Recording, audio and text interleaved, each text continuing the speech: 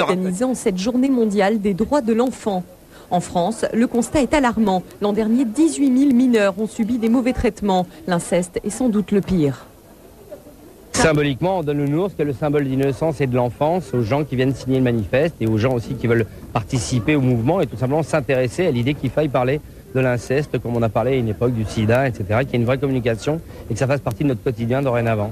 Arriver à en parler, c'est le chemin difficile qu'a choisi cette jeune femme. Sophie avait 5 ans quand tout a commencé. Pendant 3 ans, son oncle la viole régulièrement, souvent en échange d'images, comme on donne un bon point à l'école. À l'époque, Sophie ne réalise pas bien ce qu'elle subit. Un jour, mon cousin m'a expliqué comment on faisait les enfants.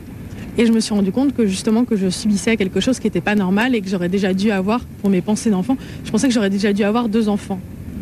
Sophie se confie alors à sa mère qui ne la prend pas au sérieux. Puis c'est le vide, 10 ans de tabou. Parler de l'inceste, c'est dire l'innommable, briser la loi du silence de toute une famille. Après des années de psychothérapie, Sophie ose témoigner et porter plainte contre son oncle.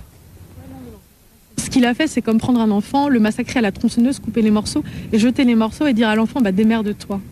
Démerde-toi à reconstruire les pièces du puzzle. Il n'y a pas de bonne manière de reconstruire ces pièces-là. Donc justement, il faut apprendre à vivre avec et à le gérer et ce genre de choses. Un rappel, un numéro vert permet de signaler les cas d'enfants maltraités. Il s'agit du 119.